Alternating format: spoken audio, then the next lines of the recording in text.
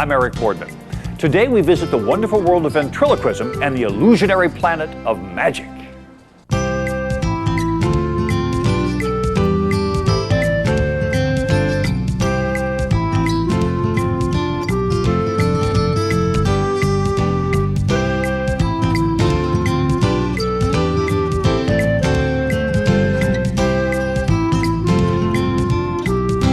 Today on What's Your Hobby, we'll meet a hobbyist who's been throwing his voice around for 35 years.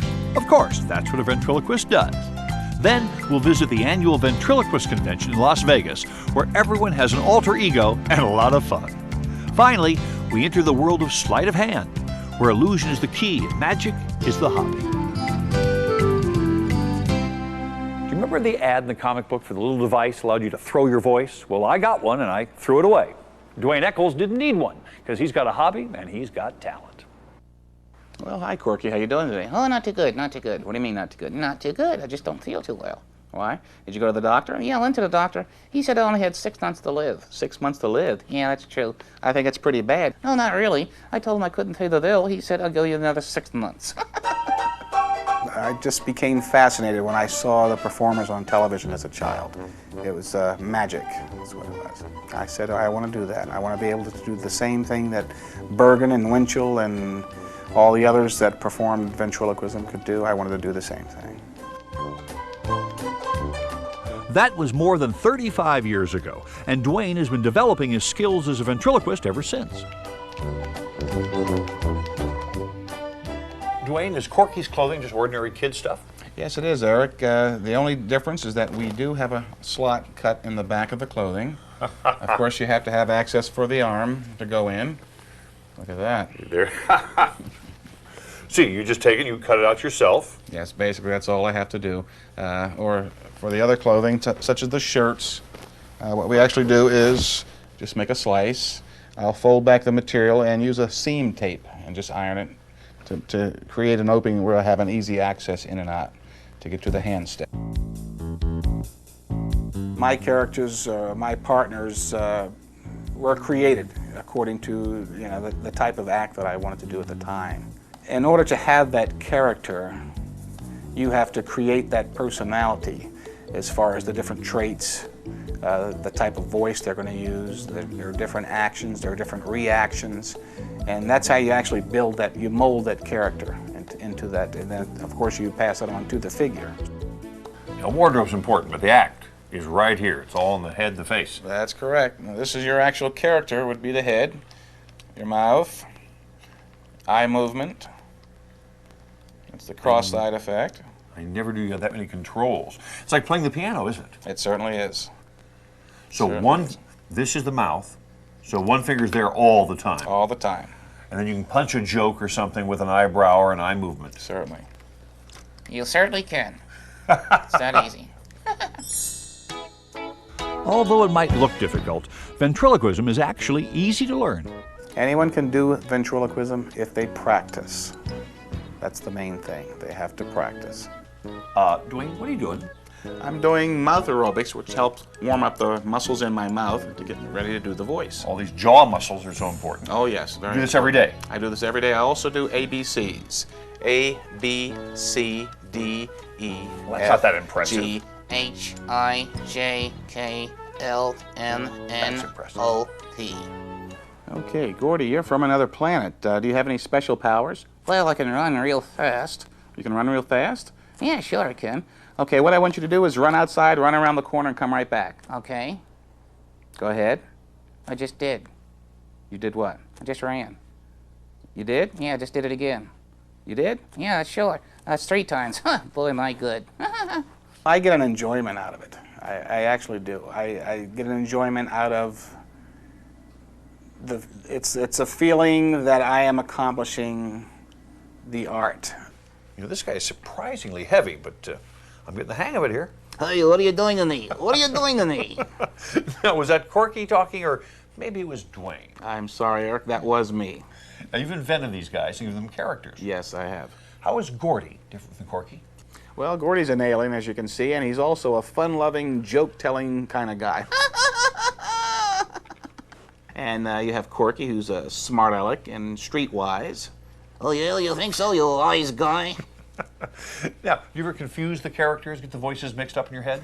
No, I don't. Once I practice with them and get the voice down pat, then there's no problem as far as separation. Are you a split personality? No, I'm not. Yes, he is. No, I'm not. Yes, he is. What's your relationship? Are these like kids? No, these are my little pals. These are my co-workers, buddies, whatever you want to say. As far as partners, that's the best word you could possibly use with a ventriloquist. Okay, but who's the brains of the outfit? Who said anyone has brains?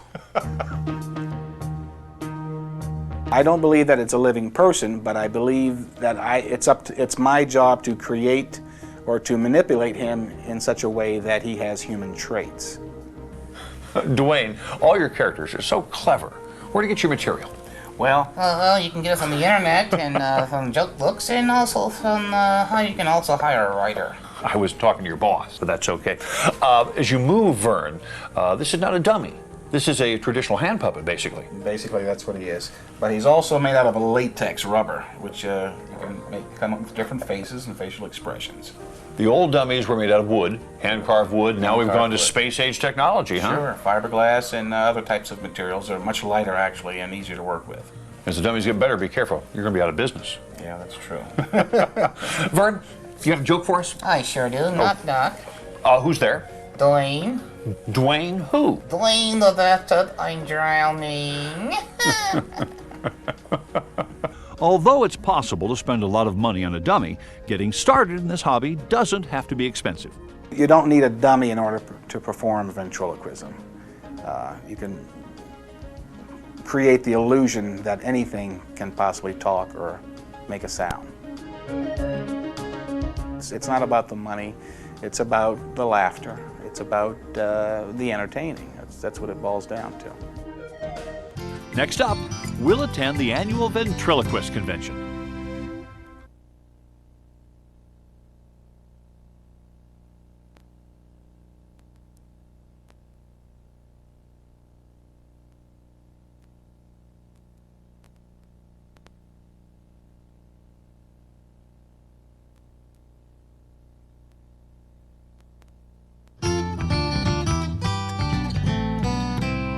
Maybe the best way to learn this hobby is to hang out with a bunch of vents. And Duane took us to a ventriloquist convention in Las Vegas. One of the greatest ways to learn about ventriloquism, to get information on ventriloquism, is to come to the convention here in Las Vegas, Nevada. You have one of the largest gatherings of professional vents in the world. You have a large gathering of semi-pros. You have amateurs alike. All types of materials, videotapes, workshops where you can learn the different aspects of ventriloquism, performances. Just everything you need to know is right here. Including master character maker Verna Finley. I gave my design ideas to the puppet maker, who in this case was Verna Finley, and I call her the mother of my figure Gordy. Just as the world is changing, the world of ventriloquism is changing, and you're responsible for that, aren't you, Verna? Well, I guess in a way I am, yes. And one of the changes is the new fabrics and materials we're using to make figures. Yes, it became very popular compared to the hard puppets. These weigh much less and are less fragile, let's say. And when the weight is a big problem. Yes, yes it is. It is. What is this material? That is a heavy knit jersey, the kind that you make clothes from. It's nothing Okay. special, it just looks good and has a glow. Every year, hundreds of ventriloquists meet to compare notes, perform for each other, and learn more about their art. I'm sure there are some vents that have an extension or that project themselves through their characters. I'm Barbara, last name? Sure. Barbara Rosser, And Barbara, who's this? and this is Monica, and she's from Long Island. From Long Island. Long Island. Okay. Hi. Hi out there. Oh, is my hair okay? Oh, so much excitement here. Now, Barbara, why do you do this? It's just fun. It's just fun. We just came to a convention in Kentucky 2 years ago, and we had the best time, and I saw her and started playing with her, and somebody said, you know, she's a caricature of you, so I had to have her. So. The convention is also a chance to learn from the masters. Jimmy Nelson has been a legend among ventriloquists for more than 50 years. I see a lot of young girls. A lot of young girls. Yeah, can I give them a sexy look? Danny O'Day's sexy look? Yeah. Sure, be my guest.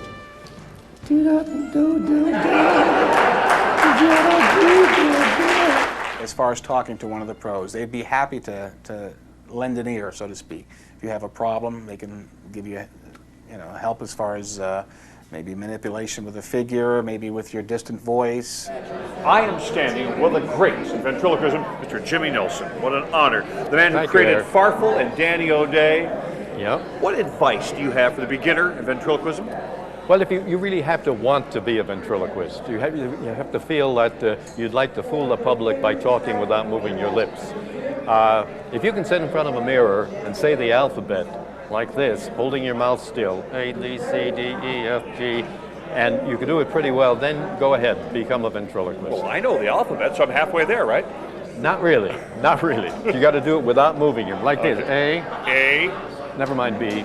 B's impossible. That's impossible. C, D, E, F is That's tough. tough. G, H. And when you get the letter M, forget it. Can't do it. That takes a lot of practice. Now, Farfel always said the word chocolate. Teach me how Farfel did that. You want me to? Please. Are you ready? Yeah. Okay. Chocolate.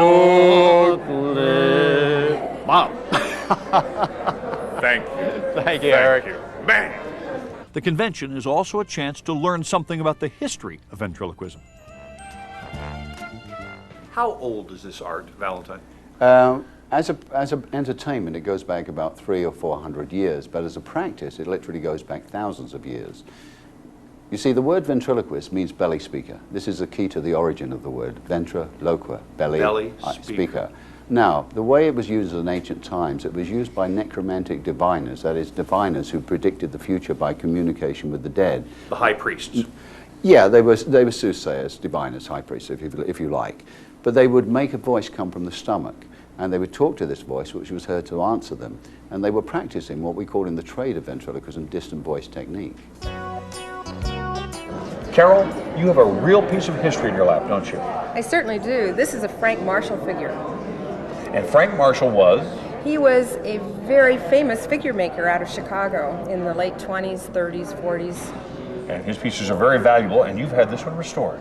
Yes, and I found him in an antique store. Well, let me ask you, Sammy, how are you feeling today? I feel pretty good. Well, welcome to, glad you're back here. Yeah, I looked pretty sad last year. I really did. Yeah, I've got pictures of the restoration here. Yeah. She took on. Yeah, and when I came last year, they found I had a winker even. You want to see me wink? Oh, sure. Is he getting fresh with me? Nah, I only wink at girls, really, and TV cameras. Everyone reaches out their hand and tries their best to pass on their knowledge to those that seek it. Attending the convention were stars like Jay Johnson. Now, you're terrific at it. There are a lot of people out there who are thinking about starting ventriloquism. Yes. What's advice? Well, the advice is don't play the rooms I work. That's the first. don't try to, if they say we're considering you or Jay Johnson, the phrase would be, Jay's great. And so don't take work away from Jay, but amateurs who are starting out, sir. The real thing is, it is a matter of how much time you dedicate to working at what you do. In front of a mirror and a tape recorder and hours and hours and hours. I always tell people, you have to love to rehearse more than you love to perform, because you're going to do more rehearsing than performing. And if you love that, you're going to be very, very good. You'll meet people, you'll perform for people, you'll hopefully make people laugh, you'll entertain. It's all worth it. It's all worthwhile, every bit of it. What's your hobby? What's your hobby? What's your hobby?